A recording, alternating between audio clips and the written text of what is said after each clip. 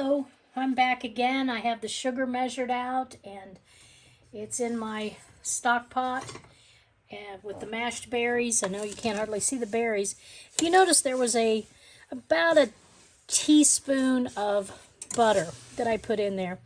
And my grandmother always did that. She said it helped to keep the preserves from getting foamy. You didn't want them to be foamy. Some of you maybe remember my grandmother from when I was young. Granny Marie lived to be 97 years old. She was my mother's mother.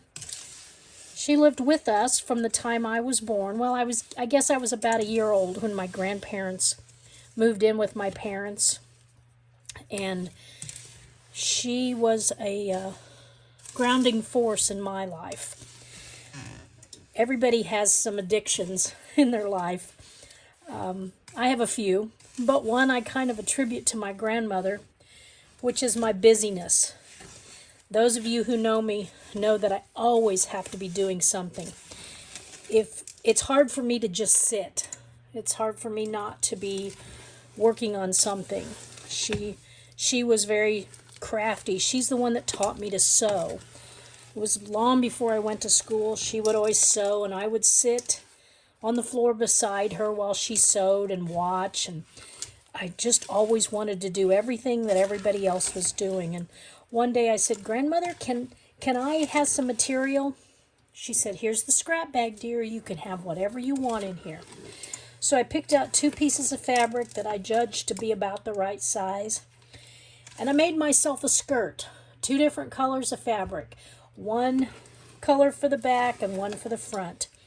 I pleated it. She did help me put a waistband on it. And I hemmed it. And my other grandmother took me on the bus to downtown Newcastle.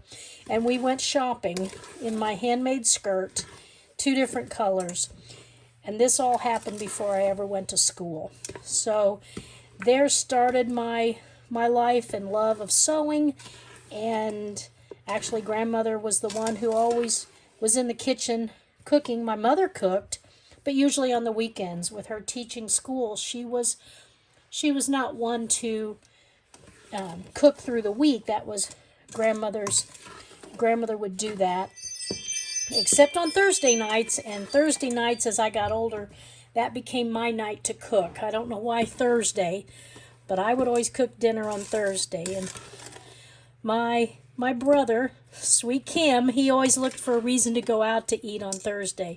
He was not prepared for his younger sister's concoctions.